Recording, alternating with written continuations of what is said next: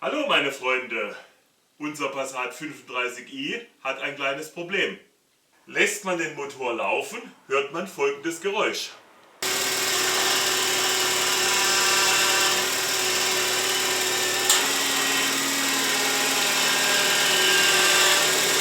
Und zwar hört man dieses Geräusch immer dann, wenn ich lenke. Das Geräusch kommt eindeutig von der Servopumpe, weil nämlich genau die kommt unter Leistung, unter Druck, wenn man lenkt.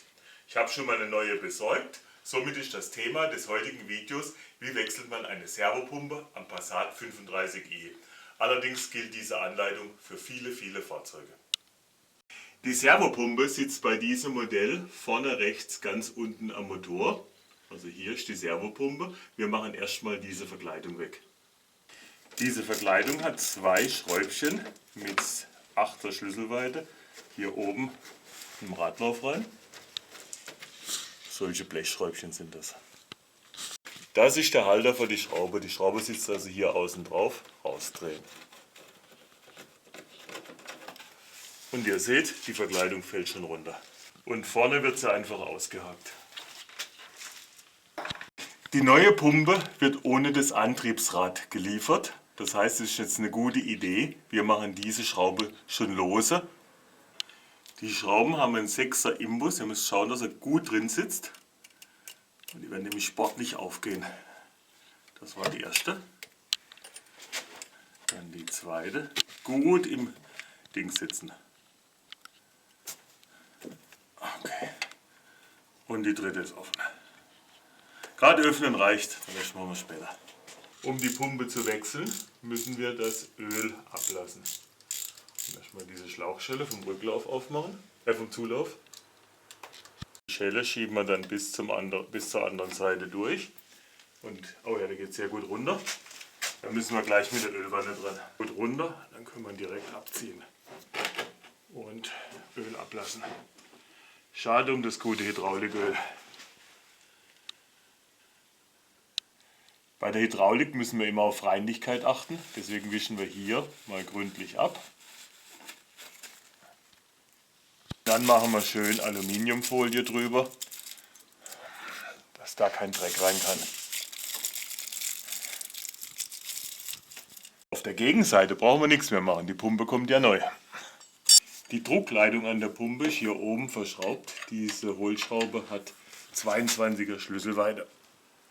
Wenn so eine Schraube nicht will, dann braucht er jetzt nicht einen riesen Hebel, sondern ein kurzer Hammerschlag tut es genauso.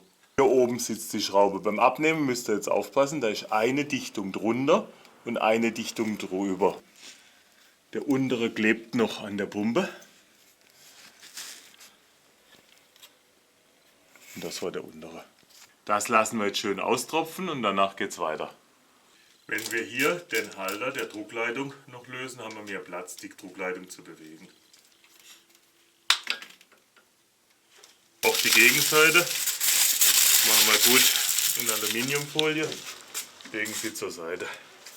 Die Achsschraube der Servopumpe sitzt hier oben, hat die exotische Schlüsselweite 16.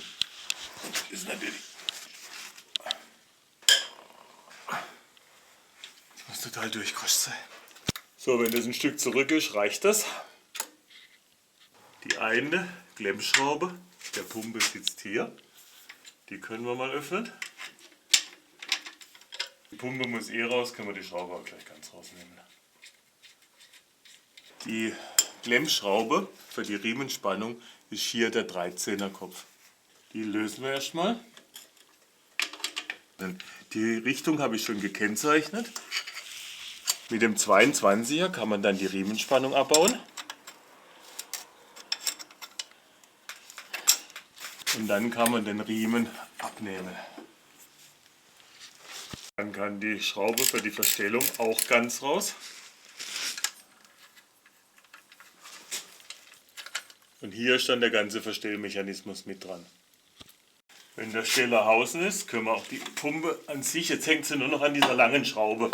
Die ist hier ein bisschen festgerostet, die müssen wir jetzt komplett rausdrehen. Und dann könnt ihr irgendwann die Schraube dahinter rausnehmen.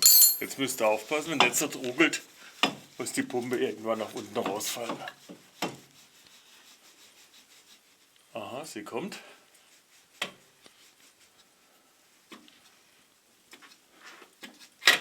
Und ich hab's. Von der alten Pumpe müssen wir erstmal das Rad abnehmen. Das geht ja ganz einfach, weil wir die Schrauben vorher schon gelöst haben. Dann könnt ihr das Rad abziehen, wenn es nicht runter will, nehmt ihr halt noch ein bisschen Gummihammer. Nachdem das Rad weg ist, kommt man ganz gut an die Schrauben, die die Pumpe mit der Konsole verbinden. 13er Schlüsselweite, die werden aber nicht immer so schlimm.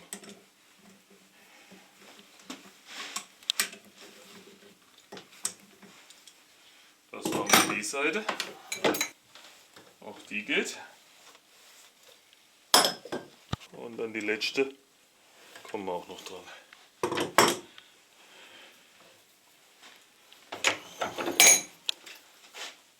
So. Jetzt können wir die Schrauben dann auch ganz entnehmen.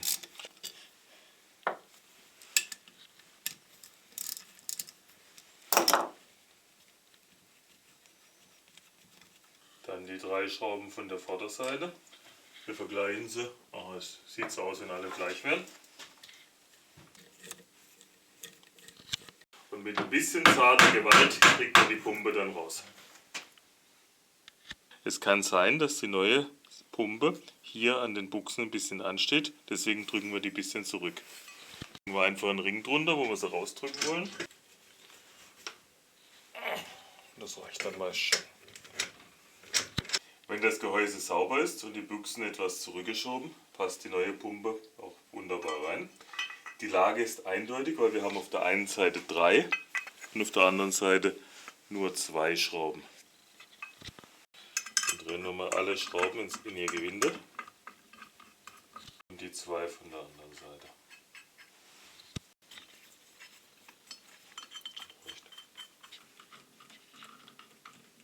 Die Schrauben werden mit 20 Newtonmeter angezogen.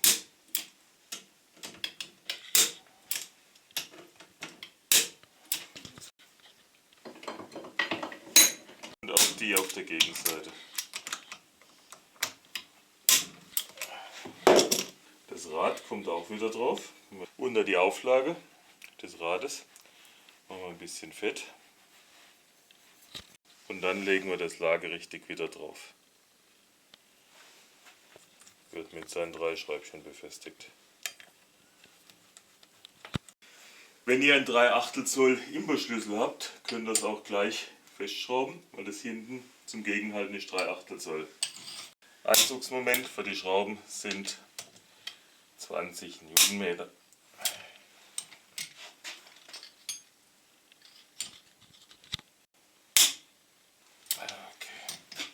Auf die Achse machen wir gut Fett, dass sie nicht wieder in ihrer Rolle festgammelt. Probieren wir sie mal aus, wie es aussieht. Ja, so geht es. Dann setzt ihr die Pumpe so rum an. Da war ihre Achse. Jetzt kommt die Achsschraube von hinten durch. Und dann dreht er die Schraube so ein bisschen rein hier.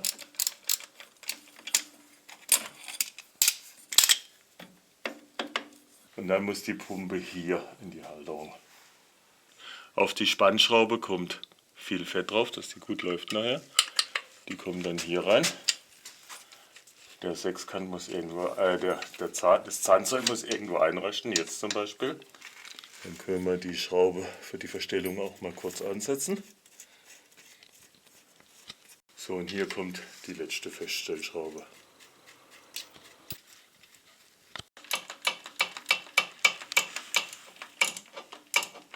Dann stellt er die Pumpe möglichst weit zurück. Jetzt können wir den Riemen auflegen.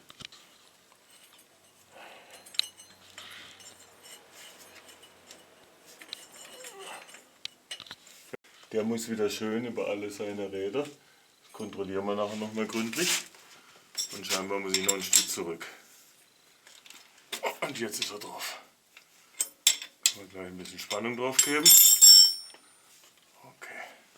Im Spanner an dem 22er wird ein Drehmomentschlüssel angesetzt und beim gebrauchten Riemen macht er 4 Newtonmeter. Beim neuen Riemen dürfen es auch 6 sein. Wenn ihr die 4 Newtonmeter eingestellt habt, dann wird die Stellschraube festgezogen.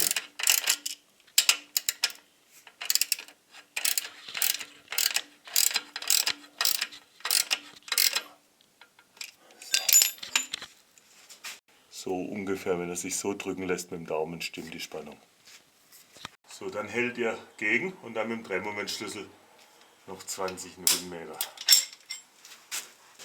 Die obere Schraube bekommt 40 Newtonmeter und 40. Die Klemmschraube wird mit 20 Newtonmeter angezogen und 20 Newtonmeter. Als nächstes montieren wir den Zulauf der Pumpe, also der drucklose Schlauch. Dann muss die Kappe hier runter und da sieht man, da ist Öl drin in der Pumpe. Brauchen wir also nicht allzu viel befüllen nachher. Jetzt kommt der Schlauch hier so drauf.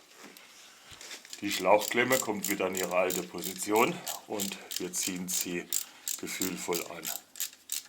Jetzt kommt auch der andere Stöpsel raus. Hier ist zwar auch noch gut Öl, wir können aber versuchen noch ein bisschen nachzufüllen. So, ich fülle jetzt langsam mit der Spritze noch ein bisschen ein. Ah, ich sehe, das läuft schon über.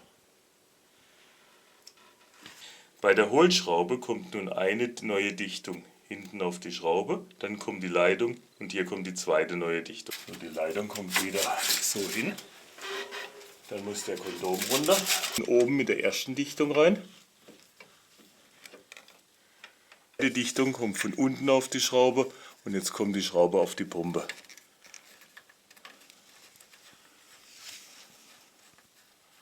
Ja, da kommen wir auch dran.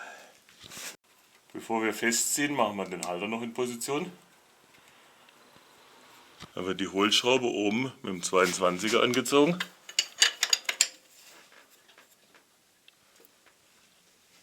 So ist gut.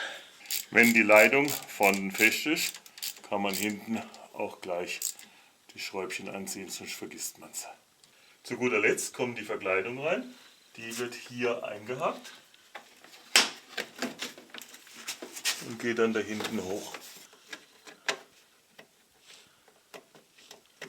Jetzt hat es. Dann kommt das obere Schräubchen wieder rein. Die Schrauben werden nur leidlich angezogen, stecken ja in Plastikclips. Das hält schon. Die Servoflüssigkeit kommt hier in diesen Behälter. Der ist natürlich komplett leer. So, und da füllen wir mal vorsichtig das neue Servoöl ein. Beim Auffüllen müsst ihr aufpassen, der Max-Stand ist relativ tief im Behälter. Ich prüfe mal. Füllen wir noch ein bisschen nach. Jetzt können wir mal vorsichtig laufen lassen und lauschen, was die Pumpe so sagt.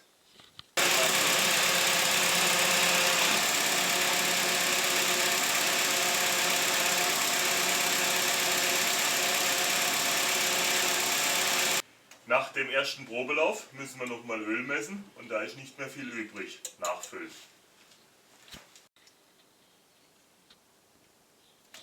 Jetzt ist er wieder auf Max und wir können dann das richtige Entlüften gehen. Zum Entlüften lässt man nun den Motor laufen und dreht die Lenkung 10 Mal auf den einen Anschlag und wieder 10 Mal auf den linken Anschlag.